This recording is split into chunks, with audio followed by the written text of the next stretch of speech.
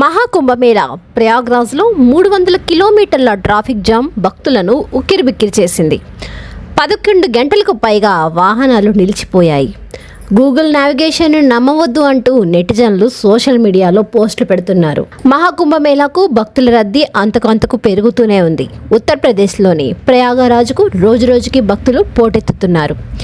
కుంభమేళా మొదలై 28 రోజులు అవుతున్నా ఇప్పటికీ రద్దీ తగ్గడం లేదు.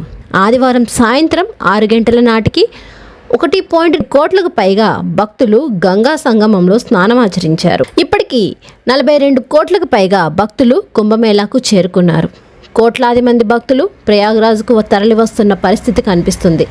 ఈ నేపథ్యంలో ప్రయాగ్రాజ్కు వెళ్లే రోడ్డు మార్గాలన్నీ వాహనాలతో నిండిపోయాయి. ముఖ్యంగా ప్రయాగ్రాజ్ వైపు సుమారు 200 కిలోమీటర్ల నుంచి 300 కిలోమీటర్ల మేర భారీ ట్రాఫిక్ జామ్ అయింది. ప్రయాగ్రాజ్కు వెళ్లే మార్గాల్లో భారీ రద్దీ కారణంగా అనేక మంది భక్తులు 11 గంటలకు పైగా ట్రాఫిక్ జామ్లో చిక్కుకున్నారు.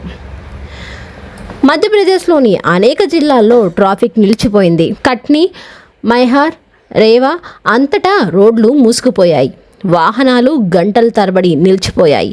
ట్రాఫిక్ని నియంత్రించడానికి పోలీసులు ప్రయాగ్రాజ్ అధికారులతో కలిసి తీవ్రంగా ప్రయత్నిస్తున్నారు. ఈ ట్రాఫిక్ రద్దీని నియంత్రించేందుకు మధ్యప్రదేశ్లోని వేలాది వాహనాలను పోలీసులు నిలిపివేస్తున్నారు. అయినప్పటికీ వాహనాల రద్దీ ఆగడం లేదు. ఎక్కడ చూసినా వాహనాలే.